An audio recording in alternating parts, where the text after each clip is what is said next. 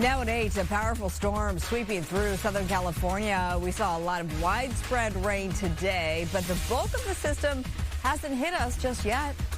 We hate to hear that, Marla. I know. But taking a live look at our weather radar, you see the light rain right there. That's what the green stuff means. Good evening. You're watching LA Live News tonight. It's Friday night. I'm Marla Tejas. And thanks for joining us. I'm Laura Diaz. Widespread rain hit Southern California, but the worst of it is still on the way. We're tracking it all with team coverage on the ground and from our experts in the Weather Center. Chelsea Edwards, she's checking in on those unstable wildfire areas, but our storm coverage tonight begins with meteorologist Star Harvey. Star? Yes, a very active radar right there behind both of you ladies. It's going to be the same view here that I'm standing in front of, where we are looking at Southern California. We are definitely taking in a soaking right now. And most of this light to moderate at best. We do see some of it trickling across the central of Los Angeles here, southern portions as well.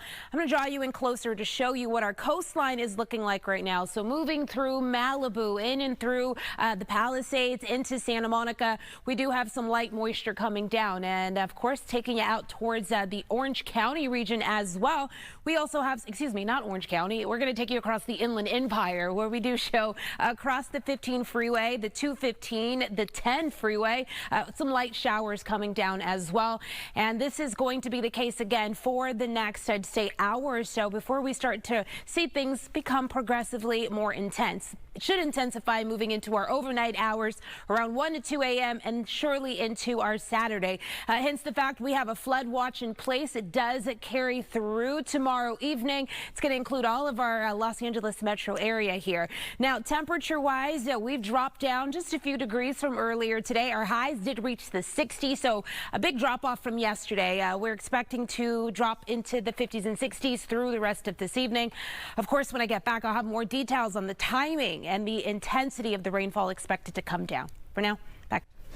All right, Star, thanks. With the rainy weather expected to continue through the weekend, parts of the Pacific Palisades are under evacuation order tonight because of the danger of mud and debris flow. Fox 11's Chelsea Edwards is live in the Palisades with the very latest there. Chelsea? Yeah, well, it's coming down pretty heavily. I mean, this is a pretty good clip. It's kind of been ebbing and flowing a little bit throughout the last hour or so, but now it's really coming down. We're starting to see some water actually pooling on the streets. Those evacuation orders, though, that affects 126 homes within the Pacific Palisades burn scar area. The interesting thing, though, authorities have not told the general public exactly where those homes are. They have not given streets or addresses because of the fear of looters. So they're trying to protect these homeowners from yet another a horrible thing from happening. Obviously, people here living in the Palisades have been through so much over this last year with the fires, the risk of mudslides, and now with this storm, really seriously concerned about these mudslides. So take a look at the conditions right now. We're seeing a bit of water here, a little bit of mud flow. This is on Palisades Drive. We're just north of Sunset. You can see K-rails have been put up. These are all up and down these streets to kind of direct that water, direct any potential debris flow down the streets. Now, this is an important area. This is where during the fire in January, a bulldozer had to come in and bulldoze some of those cars out of the way to allow people to evacuate from this neighborhood, which is called the Highlands up there. So that was significant during the time. This is the only road in and out of that particular neighborhood. So thankfully, we haven't seen a whole lot of cars out here for a little while. It's actually been very quiet, just seeing this rain fall and hopefully people heeding those evacuation warnings. Now, within the city of Los Angeles, there are a few warnings in place. There's here in the Palisades burn scar, also in the Hearst fire burn scar and the Sunset fire burn scar. But those evacuation orders, those are new. Listen here.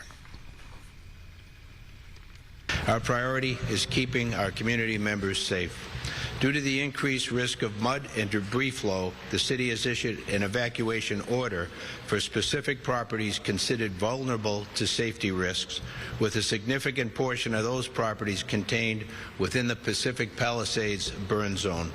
This order begins tonight at 8 p.m. and will remain in effect until Sunday morning at 8 a.m.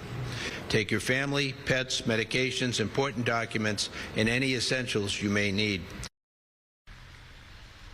Yeah, so important information there for those 126 homes. It sounds like they have been notified, but again, authorities not releasing the exact address or the streets of those homes out of fear of potential looters. So that mandatory evacuation order just went into effect at 8 o'clock. You just heard the chief say it'll stay in effect until Sunday at 8 a.m. Now, for the places who are, the people who are impacted by this here in the Palisades, the evacuation center that has been set up is at the Stoner Recreation Center. That may be familiar to a lot of the folks here who were impacted by those fires. That's where the evacuation center was set up during those fires, so people can start to head there if they're looking for shelter, if they're looking for help. But again, those evacuation orders here in the Palisades, and then the warnings that are also set up in the Palisades, the Hearst Fire Burn Scar, and the Sunset Fire Burn Scar.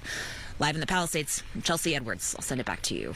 Okay, so just to hit home that point, it sounds like while the addresses have not been announced publicly, the assumption is those homeowners have been officially notified case by case. Yes. Authorities have said that each one, they've made contact or they've tried to make contact with each and every one of those people living in those 126 homes, either by knocking on the doors or some other way. And those people have been notified that they are under current evacuation order. So those people have been notified. We just don't know exactly where they are. All right. So it's an order. It's not a warning, just to clarify. Yep, that's correct. For that 126 homes, there are far more homes, though, that are under the evacuation warnings. That's a large portion of Los Angeles and all of these different burn scars. But the orders only affect those 126 homes that were just announced tonight. Okay, thank you for explaining that to us. I have a question, too, because we all know that we should listen to the officials, that they have information we don't have. However, right now, there is so much evacuation fatigue.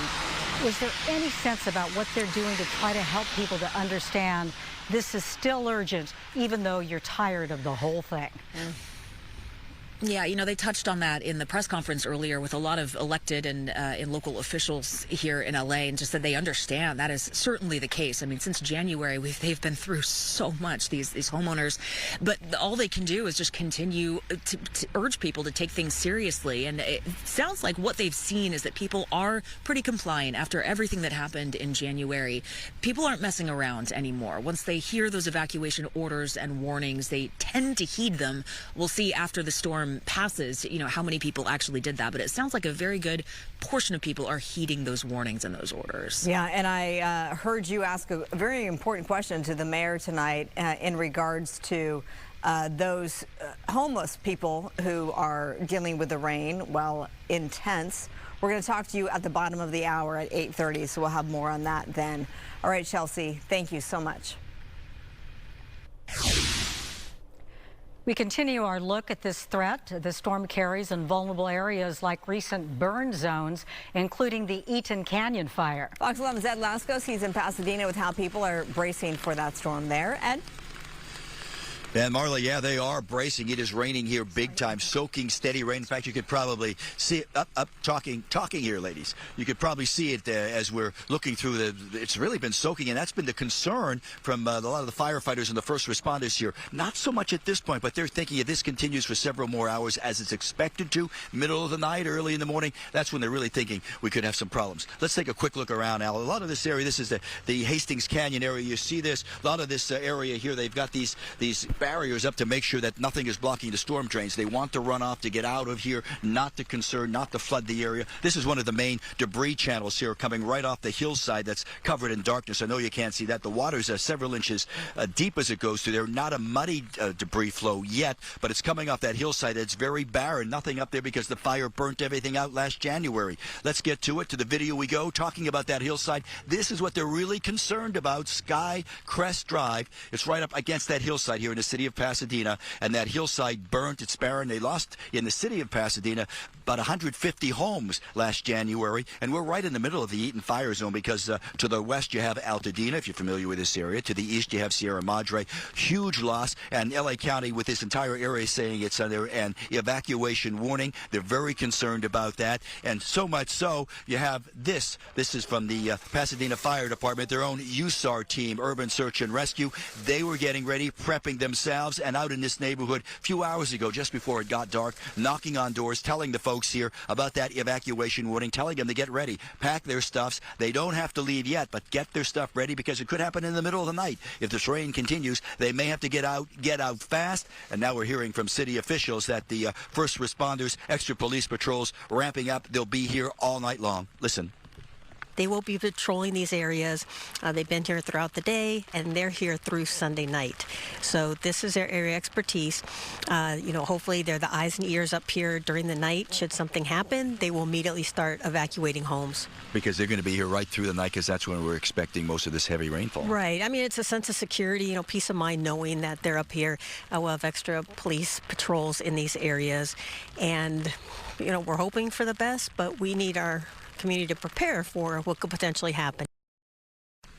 And now live, that's the big concern, what could potentially happen, especially if this rain continues, a steady soaking rain all night long into the early morning hours. And ladies, Lisa touched on something that you were all talking about a couple of minutes ago, the fatigue factor here. We've had a couple of storms since the January fires. February, remember, end of January, early spring, we had some fires, or some of the big storms, and the concern here, and they talked about possible evacuation. So that's what they're dealing with here, saying, well, a lot of the folks might be burnt out with this, no pun intended, saying they're tired of the fact that, well, there's another possibility we may have to evacuate. They're not taking it seriously, and that's something the first responders have been working with. They're trying to tell everybody here, you got to take this seriously, because this is the atmospheric river we're dealing with here. Well, I'm glad that point is getting across, because you can understand why there is so much fatigue out there, Ed.